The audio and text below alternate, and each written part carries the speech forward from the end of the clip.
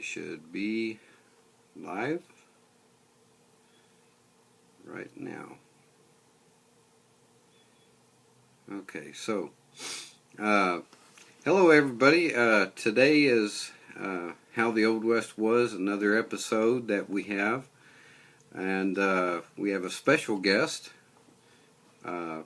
His name is Kevin Rung, and how you doing this morning, Kevin?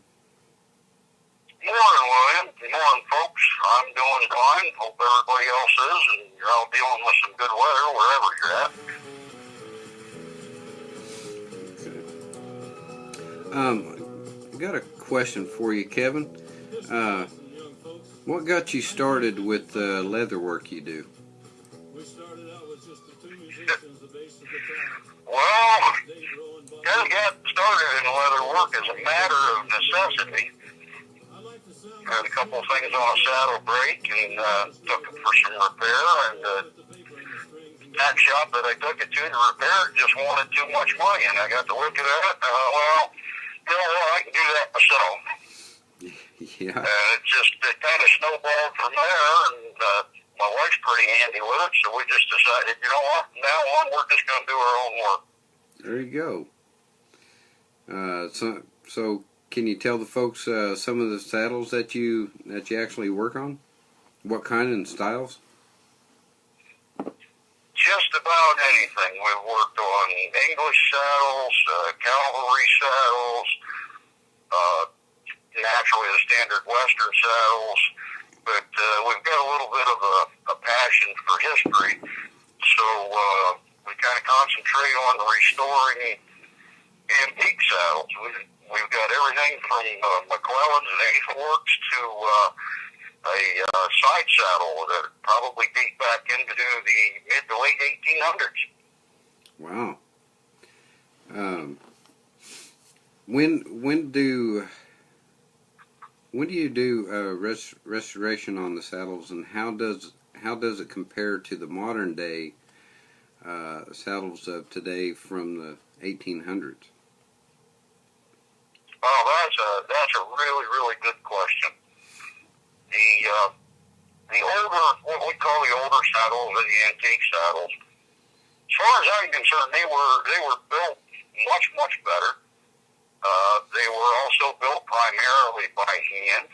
You know, they didn't have a lot of the modern tooling and stamping machines and the sewing machines that we have available today. So a lot of the work was done by hand, and I think the craftsmen were a little bit more particular.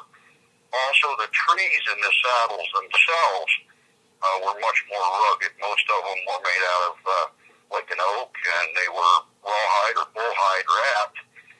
And today you get into a lot of the synthetic trees, which are anywhere from like poly-based to fiberglass and so on.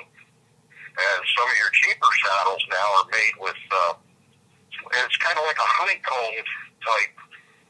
We sort of slang refer to it as a plastic tree. And they're awful to work on, because if you have a screw pulled out of them or something like that, you can't fix it and reset that screw and expect it to hold. Right. Do you think they had screws back then, and some of the other stuff? I mean, what kind of materials do you think they probably used back in the 1800s? Well, what we see when we break some of these down is not only the handwork, but it's primarily nails. Right? Screws are far and few between. It was lacing and it was nails.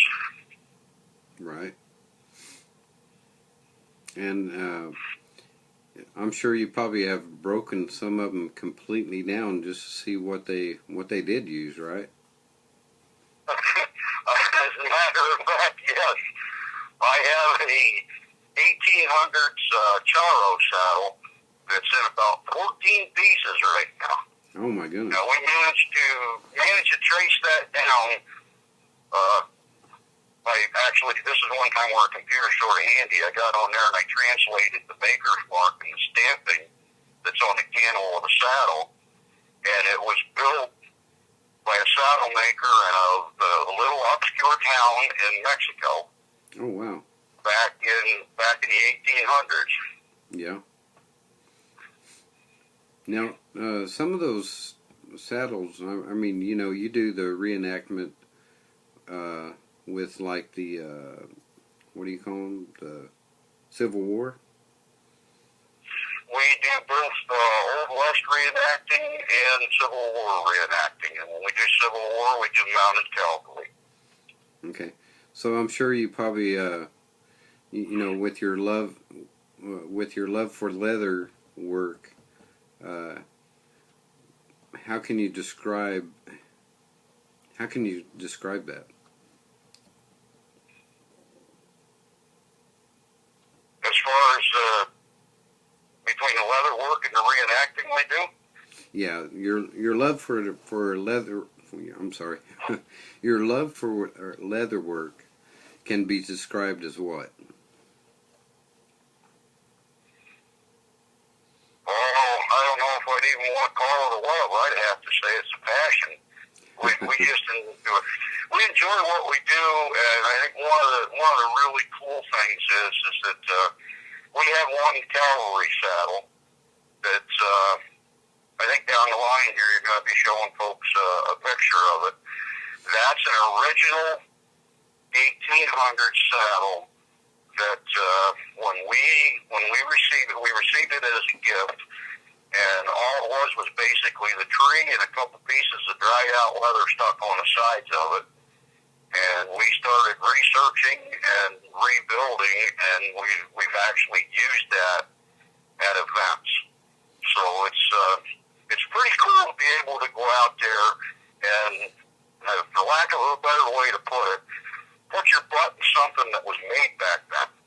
Right. So when you're reenacting, you can't get much closer to it than that.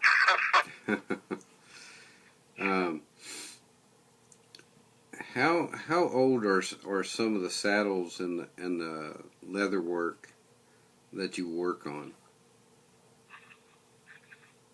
Well, most of what we've been working on the last couple of years here has, from our research and going by the shape and the dating of it and everything, most of it does go to the mid to late 1800s into the early 1900s. I see. Now, we do work on modern ones every once in a while. You know, if we've got friends or someone that's got an issue with their saddle or whatever, like, we're more than happy to help them out. Matter of fact, I've got a beautiful barrel saddle sitting here from a gentleman down in Pennsylvania that's got a broken tree. And he's taken it, now it's a more modern style, but he loves the saddle. It's very comfortable. I can see why. It's extremely well built. But what happened was the horse fell and rolled on it that broke the tree. And the guy took it to 2 or 3 different leather shops, and the estimate that they gave him was between $500 and $800 to repair this saddle. Mm-hmm. And he asked me to take a look at it, and so I'll tell you what, I'll take a look at it. I'll see what we can do. We'll see if we can bring it back to life so you can keep using it. And I'm not going to charge you $800 to fix it. Right. Because we don't work that way. You know, if you got a saddle you love or there's something that you want rebuilt or restored, we're looking at the fact that our objective is to keep history alive. Exactly. About how many saddles do you think you have during the year, let's say, that you work on at a time? About.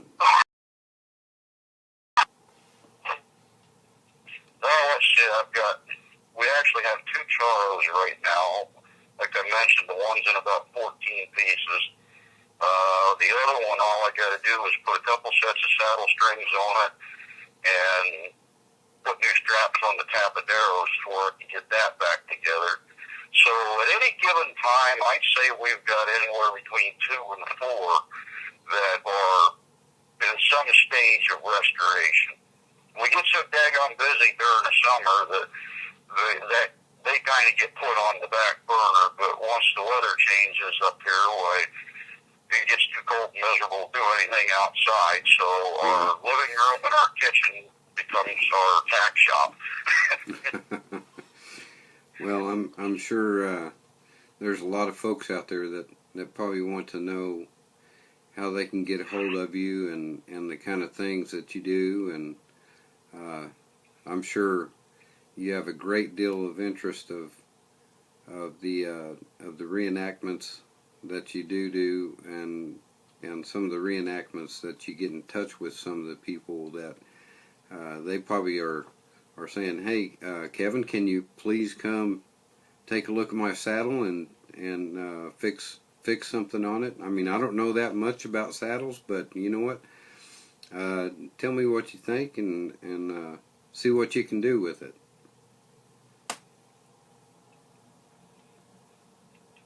Well, right now I'd have to say, Lion, the best way for folks, if they want to get in touch with me, the best way for folks to do that would probably be to